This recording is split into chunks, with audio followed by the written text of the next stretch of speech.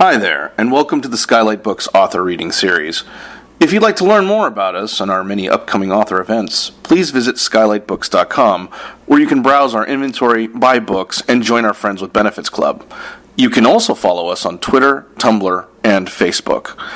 To speak to a real live bookseller like me, please call 323-660-1175.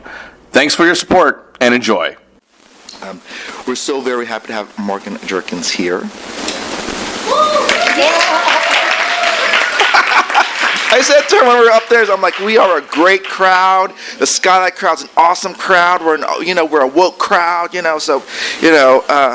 thank you for showing that love. Morgan Jerkins is a Harlem-based writer and contributing editor for Catapult. She graduated from Princeton University with an A.B. in comparative literature, specializing in 19th century Russian literature and post-war modern Japanese literature.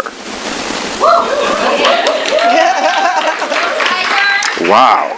And she has an MFA from Bennington Writing Seminars. Her work has been featured in The New Yorker, Vogue, The New York Times, The Atlantic, Elle, Rolling Stone, The Guardian, and BuzzFeed, among many others. We're so happy to have her here. Please welcome Morgan Jerkins.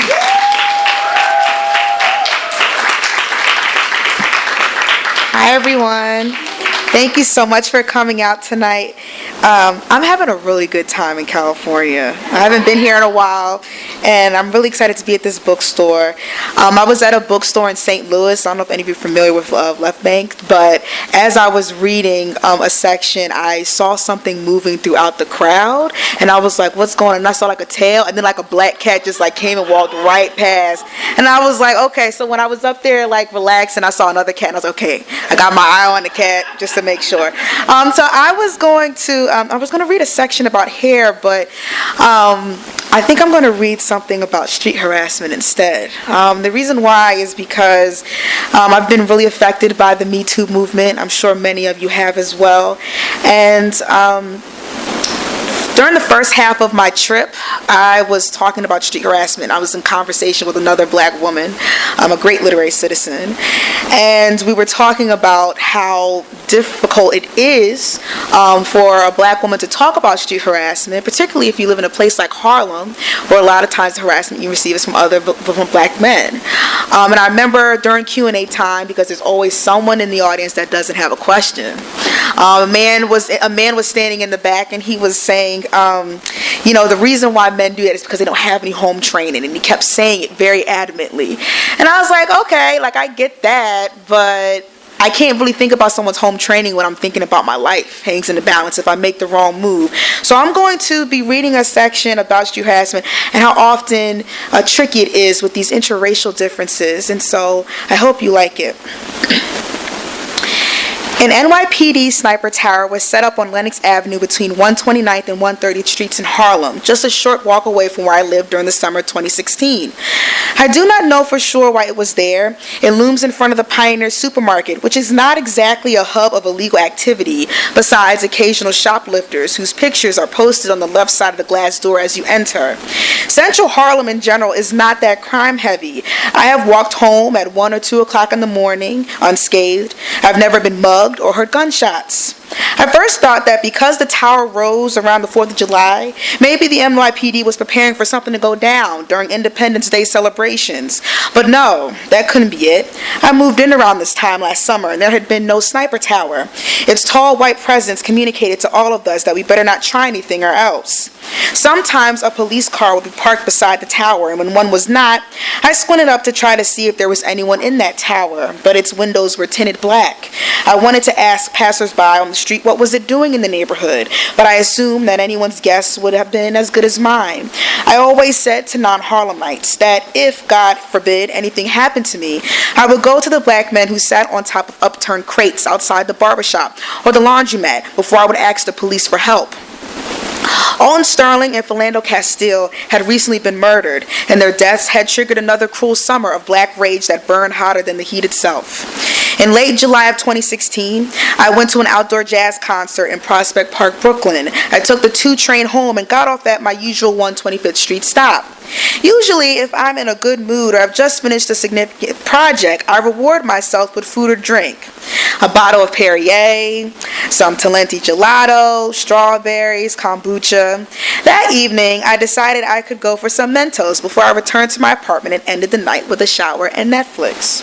There was a deli open at 127th Street and Lenox Avenue, and despite the drug addict lingering around the aisles hoping that someone could spare some change, I headed inside. This was the same drug addict whom I'd ignored 2 blocks earlier by not making eye contact and bobbing my head to the music playing through my earbuds.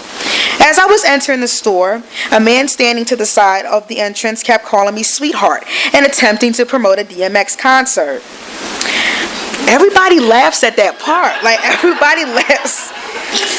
Right.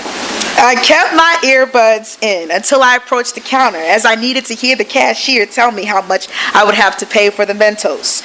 No sooner did I pay for the Mentos than the man called out to me, and I made eye contact with him before stopping. Supposedly, DMX was having some concert in Harlem, and he was in charge of promoting it by passing out flyers. I do not know why he was so aggressive, but nevertheless, I felt sucked into continuing the conversation. I asked when the concert was, and repeatedly nodded my head, feigning interest in an artist who I thought hadn't been relevant in over a decade. The man who introduced himself as Charlie wanted me to take down his number and call him in order to get tickets at a discounted price. I told him I would memorize it, but he was not satisfied with my suggestion. There was disgust in his raspy voice. Nah, see? Why are you playing games, you Harlem girls or something else? You think everybody trying to hit on you, and I'm trying to do business. I'm trying to make money. I mean, I'm handsome and all, but I ain't trying to hit on you or something. You out here playing games, you Harlem girls. I'm not from Harlem, I said dryly. What I wanted to say in that moment was, you don't know me. In retrospect, I think saying that I wasn't from Harlem was a way of evading his overconfidence about having all women in this neighborhood figured out to a science. But in that moment, I was scared. His voice was steadily increasing in volume. Anger punctuated each word he uttered, like the strike of an organ chord. The rest of Harlem disintegrated, as if both he and I existed in a vacuum. I felt alone. What if he hits me, I thought? What if he grabs and pins me up against the outside wall of this deli? So I took out my cell phone and pretended to enter his number in my contacts directory. Luckily for me, he didn't lean over to see what I was doing. The woman who went into that deli was not the same woman who continued home. As soon as I walked to the end of the block and waited for the pedestrian light to signal that it was okay for me to proceed, I knew. Something had changed. I had been violated, but I could not name the line that had been crossed. Charlie did not follow me down the block. He did not make lewd remarks about my body. He did not rape me. And yet men, whether posted up beside another deli or en route to a party, now terrified me. The Pioneer supermarket, the soul food restaurants, and nail salons became two-dimensional, as if they could fall down like poker cards. A police car was parked beside the sniper tower, its red and blue lights flickering. 2 male police officers, one white and the other black, leaned up against the side of the car, chatting with the ease of the old black men who crowd around the street vendors' tables covered with DVDs and VHS cassettes. The black officer inadvertently glanced at me, and I looked back at him but said nothing. Yet I wanted him to comprehend that my eyes were compensating for my closed mouth. They were yelling for help, but if either of those officers had run to my side and asked what was the matter, I would have gazed at my arms and legs, free of any bruises or marks, looked behind me to see if Charlie had followed, which he had not, and said nothing.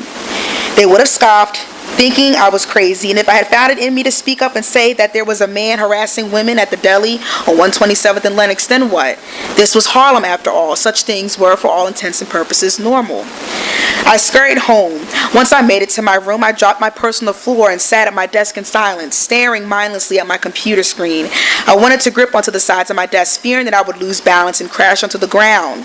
But at least that would have confirmed that I was still on this earth. I was on the verge of tears, and I was angry with myself for it. He did not spit at me. He did not call me a bitch or a hoe. He did not put his hands on me. He did not rape me. I did not deserve to cry. I had to earn the right to let my tears fall. And when I looked at my unscarred body, I knew that I was unworthy. I repeatedly told myself that it could have been worse, and that the emotional distress is less significant than physical distress. If I didn't have any scars, then my turmoil should have been something that I could easily get over. It was all internal and should be kept private. I've always been the kind of person who mitigates negative experiences, particularly with men, by telling myself that they were never that bad. I texted my male friend with whom I'd gone to the jazz concert. I secretly wanted him to fall in love with me. I told him what happened, and he replied with a sad face emoji. I was dissatisfied with his response, but what was he supposed to do? Take the subway up to where I lived, which would take 2 hours at that time of night, so we can go searching for Charlie? And besides, it wasn't like we were dating, so what could I have done? What could I have better done to defend myself? The summer has never been kind to black people. The Charleston massacre happened in June. George Zimmerman was acquitted of killing Trayvon Martin in July. Michael Brown was murdered in August. And now, that summer, the murders of Alton Sterling and Philando Castile. I could not have lived with myself if I had reported Charlie to the police, because who knows what they could have done. He could have gotten a simple warning, but they could also have tackled him and taken him into custody and done God knows what else. I would subject myself to a black man's harassment 1,000 times over rather than watch his face hit the pavement with the police officer's weight on his back, because that's not justice. That is a betrayal.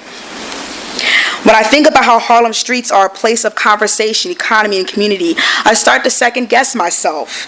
Maybe the only goods that Charlie was trying to sell were tickets to a DMX concert. Maybe what he wanted was only money. Maybe I misjudged his calling me sweetheart as patronizing, when he really was just trying to be nice because he did not know my name. Maybe I was being conceited. Maybe I cried because I was still getting used to the city environment, not because I thought he was going to hurt me. The more excuses I made for him, the less trusting I became of my body and my own instincts. And that sniper tower, it is still there. I do not acknowledge it now. When I walk by, I keep my head low and my headphones nestled against my ears. I walk in a fashion similar to that of all the other black women with whom I cross paths every night as I return to my apartment. I wonder what kind of secrets they are holding in their bodies, what kind of experiences they have buried to protect someone else at their own expense, whom they could run to for help. Thank you.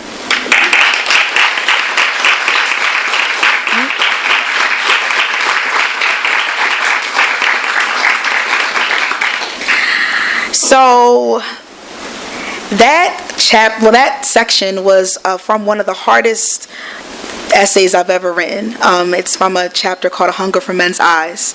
And I wanted to end on that note because I wanted to talk about secrets. To be honest with you, I never thought that I was going to be a nonfiction writer. I started writing when I was 14 years old after being bullied every day. If you read the book, I mention it. And I went to an MFA program, and my discipline was fiction. But I got my start in writing professionally in 2014. So during that time, that was when editors were hungry for personal essays by women. And also the start of the Black Lives Matter movement. And editors were looking around their newsrooms and say, hey, we don't see any black or brown people in here, so we have to go outwards to find people to write about these issues that have finally, unfortunately bubbled up to the surface. So I found myself right in the middle of that, writing personal essays about myself and also writing about police brutality. And that's how I started to build up my portfolio. And I met my agent a year later after she found out how much I was doing, and she asked me if I wanted to write an essay collection about black womanhood, black girlhood, intersectional feminism. And I was nervous about it because, I grew up in a very tight-knit Christian community. The word feminism was a pejorative. It meant that you wanted to overtake the man. It meant that you were too fill in the blank in every sense of the word. And I started to become a feminist when I was in college. So I was worried about that. And, when you're writing an essay collection or when you're trying to pitch an essay collection, you have to write something called a book proposal. And one of the components of a book proposal is something called comp titles, where you have to list books that your work can be compared to, books that have sold to, right? So the first person I thought of was Roxane Gay's Bad Feminist. That was the first essay collection that I had read by a black woman. And then I was like, okay, I got that one down. And I was like, okay, the last that have been published in the last 10 years, or 5-10 years. And I was like, Black women essay collections in the last 5 years. And then my agent was like, okay, try black people. And I was like, okay. Okay, Ta-Nehisi Coates, Between the World and Me. And I was like, and then she was like, okay, people of color. And I was like, okay, Mindy Kaling. And then I realized, like, as I was creating the comp title list, I was like, okay, maybe this book can be necessary, or should be. And so luckily it worked out. I have had a phenomenal run with this already. Just seeing as how Roxane blurbed my book. And, being published under the same imprint that published Bad Feminists. But even writing this was not only critically challenging, but emotionally challenging. Because as I mentioned about this whole theme of secrets, there are so many things that black women talk about that we don't even let black men know about. There's these sacred spaces that I held dear, whether it's like the kitchen table in my mother's house or my auntie's back seat after Sunday church service, where these really tight-knit circles that are even impenetrable to men. And I wanted to talk about it because I was so used to reading about the interiorities of white women, and I thought, why can't someone read the interiorities of one black girl, one black woman? But I was worried because I thought that I was piercing a bubble and violating these sacred spaces that I'd navigated my entire life. And it was a risk that I took, creating a story that not only has me as the narrator with cultural commentator giving cultural commentary, but also as the protagonist, and the protagonist has to go through things. And I think we live in a time period where everybody's trying to be woke quickly. Ever since the election or the apocalypse, depending on your interpretation of that night, everybody's trying to be woke. They're trying to get there to that, I don't even know what you call it, that moment of mental clarity about all these information about marginalized communities. And what I wanted to show with this book, that even if I am a member of a marginalized community, multiple, like, wokeness is not a linear path. Consciousness is not a linear path. It's full of so many jagged roads, so many false starts.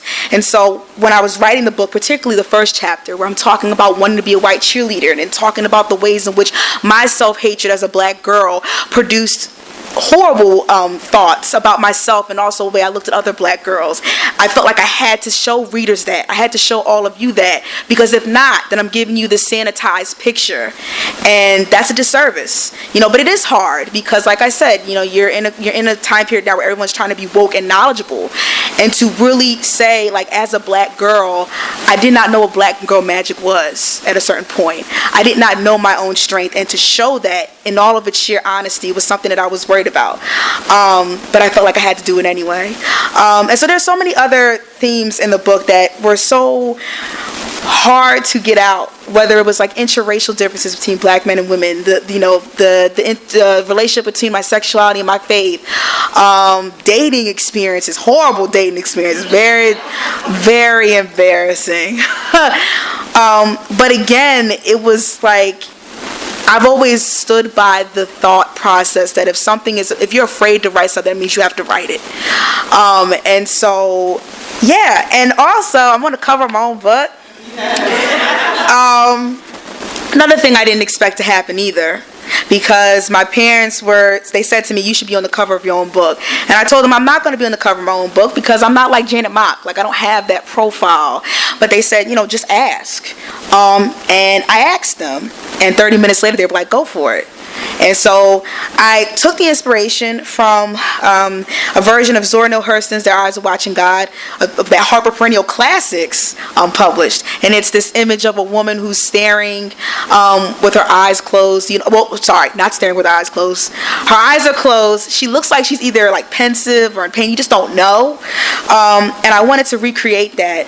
And it feels, it's very, when I came into the store and I saw like my face on the back cover, like, it still is an interesting experience to see that. but it's also a way to show you how intimate this collection is. There's gonna be moments where I'm not seen, I suppose, depending on your outlook, in the best light. There's a lot of messiness, oftentimes contradictions, but I hope that when people read this essay collection, they will give me the generosity of continuing to read until the end and see that even though this book is finished, after page 272, that it's still irresolute. And that's even how I pitched it, because I'm still learning. And people always mention how young I am. Yes, I am. And I'm still learning and adding layers to things that I've already referenced in the past. But also paying homage, I suppose, to those past selves that have got me to this point. So yeah, I talk a lot. I'm a Gemini, so I can keep talking. But I would love to hear from all of you. There's so many of you. It's really great to see. If you want to talk about the book, publishing, Black women writing, feminism, men, whatever you want. Oh, yeah. I've been thinking a lot about female occupation function. Mm-hmm. And I was inspired to focus more and more, right? Mm-hmm. You're smart. Mm-hmm. You know you can live your thing. Mm-hmm. The alpha female individual, right? So we're looking at alpha males toggle right now. Mm-hmm. And we're examining this stuff. It's really just, I just have to say, talk about things we're all trying to find and structure. And just another comment, maybe you can work through it. Mm-hmm. Roxane stays in the book, her book. Mm-hmm. Mm-hmm. Endeavor of everything. And a woman's body is a very dangerous place to live. For someone like Roxane, Mm-hmm. real place. Mm-hmm. Just how much Yeah. Thanks. Yeah. Yeah, I mean, I got into writing through fiction, so I got into writing as a way to hide.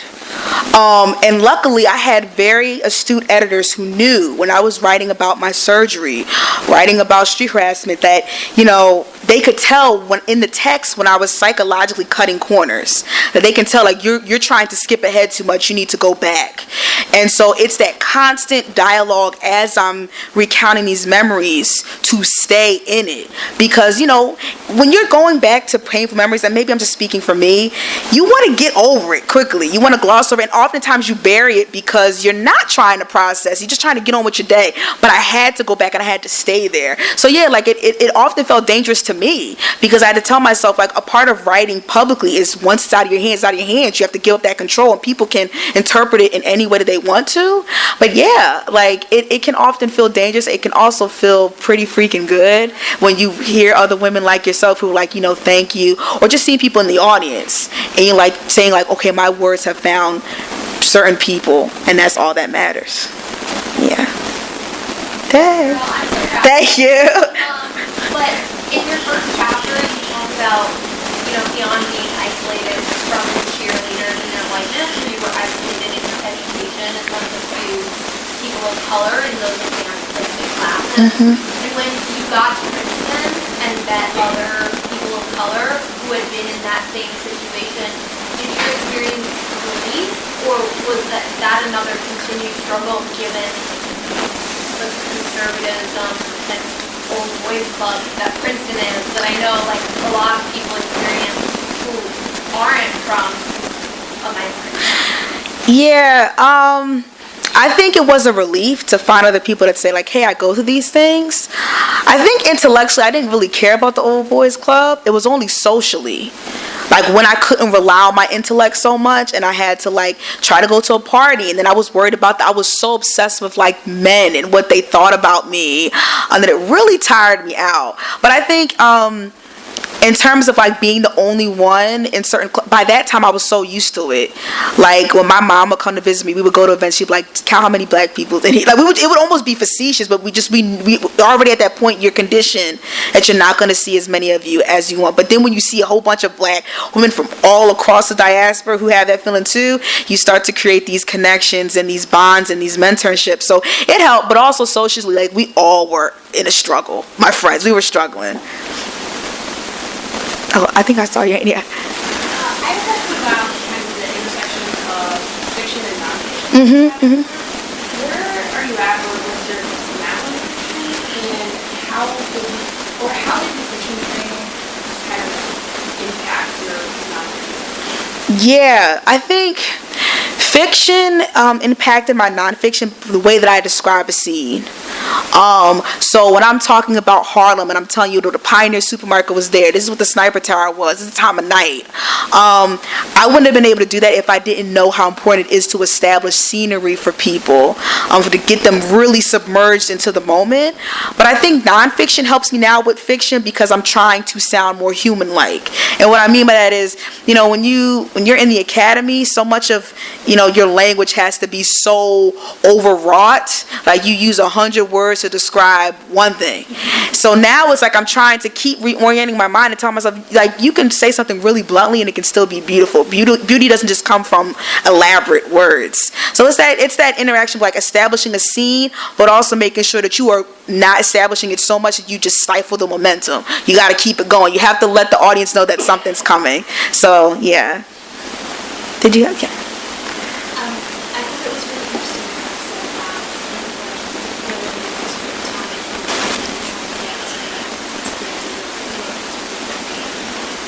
and it's obviously like what you're passionate about. Mm-hmm. That's what we're all talking about in our society.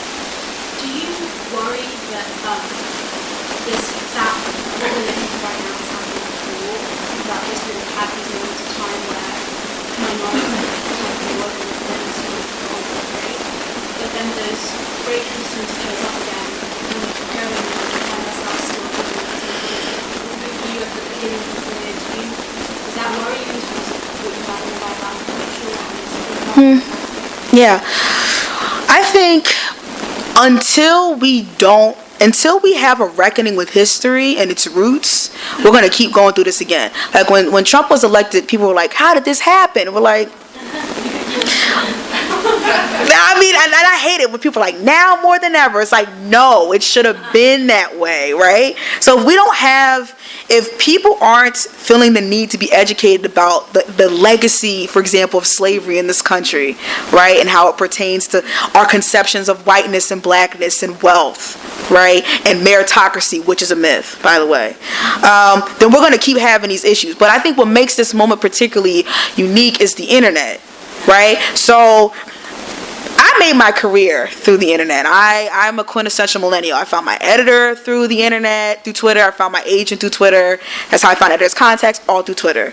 What I will say, though, is like a lot of these essays in this book I could not have written for the internet because it's so easy to make a snap judgment. And when you're only allotted, for example, 2,500 words or sometimes only 1,000 words, how can you give yourself the sensitivity to show how you pull out these thoughts, and how do you know somebody else who has probably like 5 to 10 other tabs open to give you the time to do that as well? At least when you buy a book, you made an investment, you purchased it, right? It's not the same with the internet. So what my issue is that I'm trying to make sure that nuance doesn't get lost, because it's so easy for nuance to get lost on the internet. It's so easy for people to make snap judgments, and that's the thing I'm worried about, is that you're going to have some writers who aren't as woke, or they get things wrong, but if we're so quick to cancel them or drag them, then we not only impede them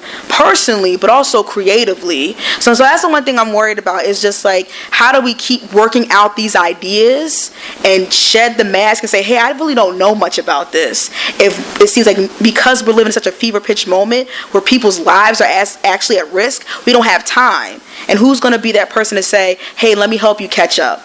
You know what I mean? So that's the thing I'm most worried about.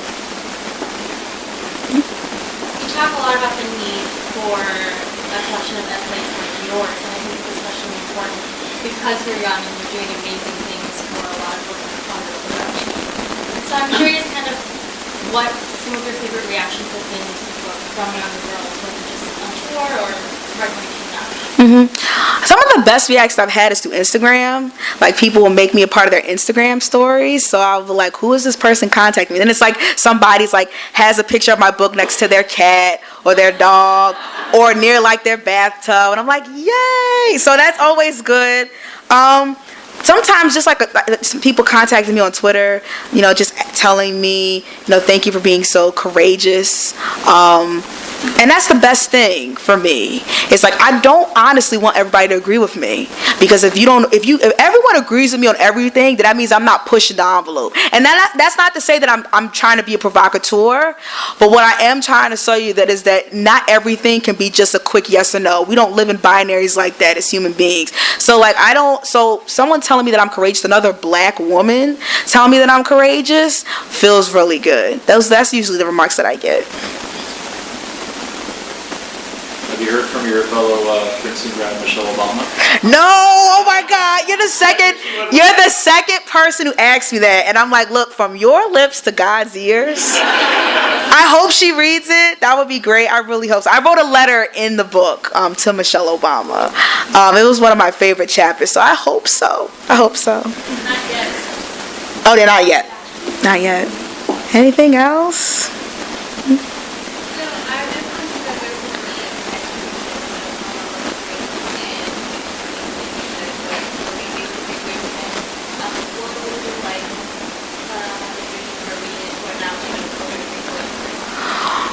Honestly, to not make snap judgments or to think that my experience erases theirs.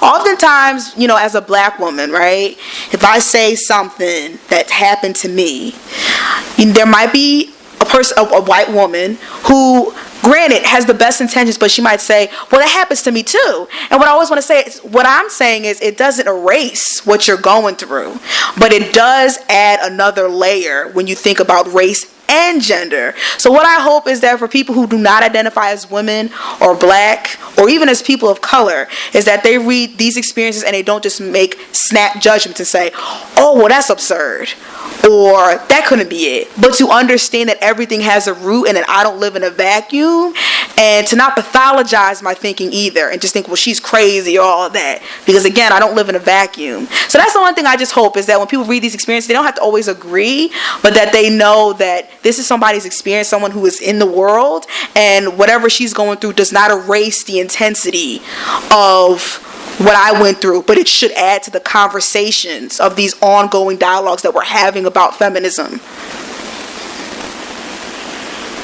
Yeah, up in the back. Oh, yeah. Oh, sorry. I'm curious what Oh, for essay collections by women? Yeah. Oh, okay. So I got a list. So you can read Hunger by Roxane Gay. You can read Shrill by Lindy West. You can read, I would say, Sister Outsider by Audre Lorde. Her birthday was just on the 18th. I would say The Rules Do Not Apply by Ariel Levy, Levi. What else? I would read Pearl Cleage, Cleage, her work. Very well-known black writer. What else would I read? I think that's there's an anthology of essays about rape culture called Not That Bad. That's going to be edited by Roxane Gay as well. So I would say to check that out. And I don't know when this book is coming out, but there's another writer. Her name is Morgan Parker. She's going to be writing about mental health and black womanhood. So be on the lookout for that. I'm really excited for that one. So, yeah.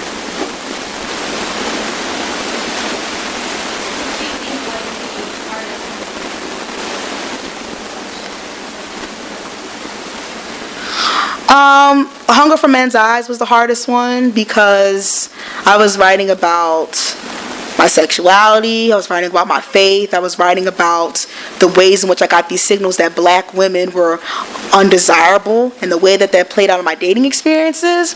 And I think it was hard for me because, one, I was like, my mother's going to be reading this, right? And then, two, I was afraid of being undesirable again by owning up to my truth.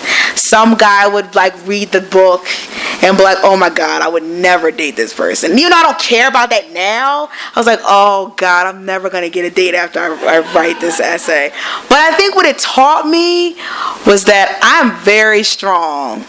I think that's the thing. I was like, it may have hurt to do this and you're afraid, but you have to reclaim the shame that someone taught you about yourself. Like, you can't take my power away from me if I own up to these experiences. So I give that shame back to you. You see what I mean? So I think for me, it was like a way of reclaiming certain things that I've shamed myself, believing they should be shameful, and also learn how to be kinder to myself. Because it's interesting, after I finished the final draft, and that was the last essay I wanted to work on because of how big it was, I cried. And I didn't know why I was crying, because I should have been happy. I was like, oh my gosh, my final draft is done. The manuscript's going to be bound. It's going to be sent to people. And I was talking to a friend of mine, and she was like, you're mourning your former selves. That's what's going on. You're mourning that girl who you once were, who just yearned to be loved by any means necessary. And so when I think about that chapter, I'm like, oh my gosh, like my heart hurts for who that girl was at that time. But she's still inside, still inside me. That's really weird. But she's still a part of me, and I had to be her to get here. And now I'm paying honor to her by telling you about it rather than hiding. So I think it made me realize how strong I am, and how, even though it hurts, it was an act of love to myself and my history. You talked a lot about telling secrets and things. As a question, I'm interested to know, did you actually put any boundaries on yourself, or were you being surprised?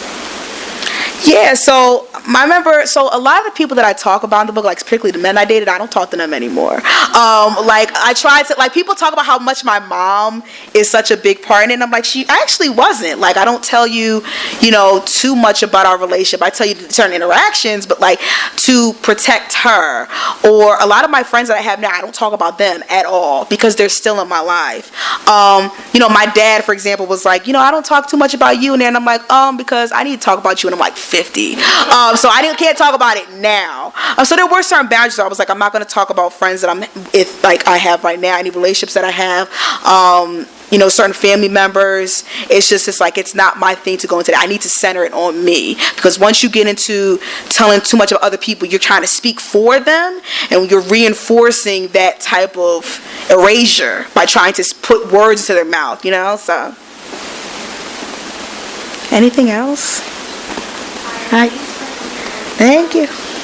How did you schedule writing the book with keeping up your freelance television tour, all the magazine?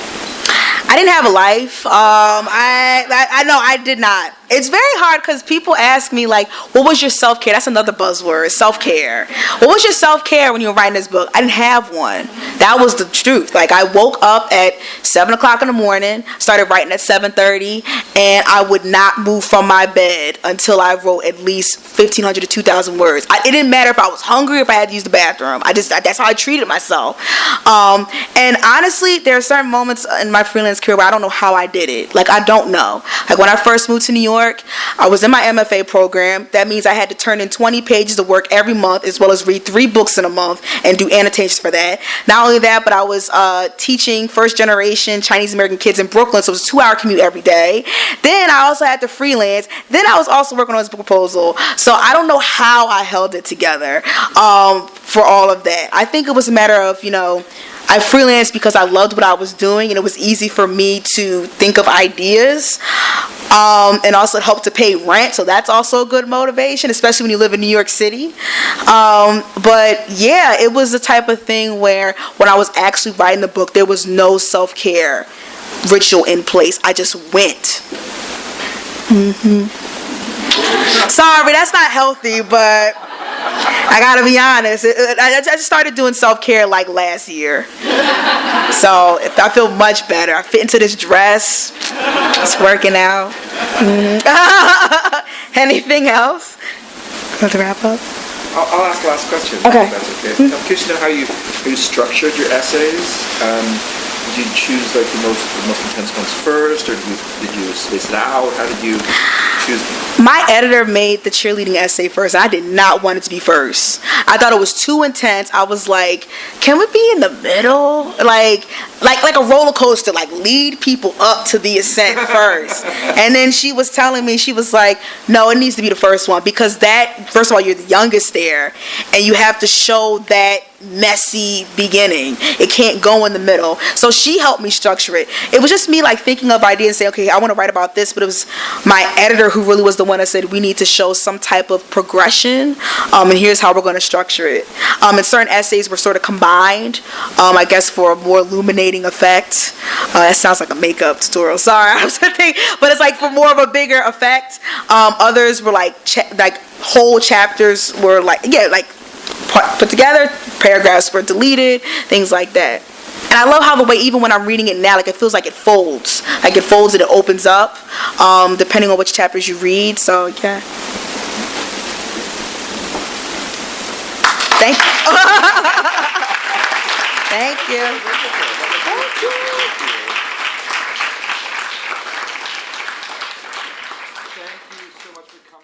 You've been listening to the Skylight Books author reading series. Don't forget, you can listen to this and all of our other great podcasts at skylightbooks.com.